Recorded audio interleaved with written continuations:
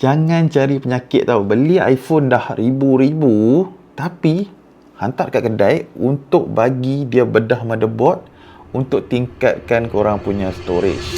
And yes, memang benda ni sangat-sangat menjimatkan lah. Jimat lah ratus-ratus tu daripada nak beli phone yang baru dengan harga yang baru kan. Tapi dia ada penyakit-penyakit dia pula. Disebabkan iPhone ni tak macam PC tau, yang kita boleh tambah RAM, kita boleh tambah CPU, kita boleh tambah lampu tom yum, fan ni. Tak boleh. Sebab chip NAND dalam iPhone ni disolder mati. Dan kalau kita nak cabut chip tu, kita kena panaskan dekat motherboard tu, barulah chip tu akan toing. Kalaulah kedai tu tersalah teknik, boleh datangkan penyakit total loss ataupun short. Kalau yang bernasib baik itu hari ni 256GB, esoknya 512GB, 1 tera. Kalau owner tu tak bernasib baik, mungkin 3 bulan, 6 bulan, 1 tahun, 2 tahun, mungkin phone tu tiba-tiba reset ataupun stuck dekat logo.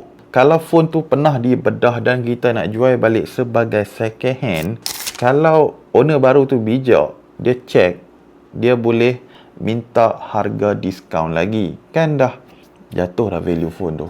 Lagi satu daripada segi side Apple pula, okey, hari ni mungkin Apple akan bagi, okey, upgrade tak ada masalah, buat tak ada masalah. Tapi kalau ada iOS update untuk meja update, sebabnya iPhone ni menggunakan hardware pairing. Kalau CPU tak sync number tu dengan kita punya chip yang baru, mungkin dia akan bagi satu warning unknown part tiap-tiap hari. Memang akan sakit mata. Macam kes yang baru ni, set macam kedai-kedai yang duk jual tu, masing-masing lah kan. Apapun, hampa boleh fikir dululah nak buat ke tak buat ke. Aku tak halang benda ni, tapi aku just cakap kalau ada terniat hati tu. And aku pun bukan nak buat cakap pandai, takutlah nanti kan ada kedai yang cakap aku ni cakap pandai lah, better abang pergi review phone je lah. Aku pun mengkaji dulu dekat internet benda ni, aku tak experience lagi.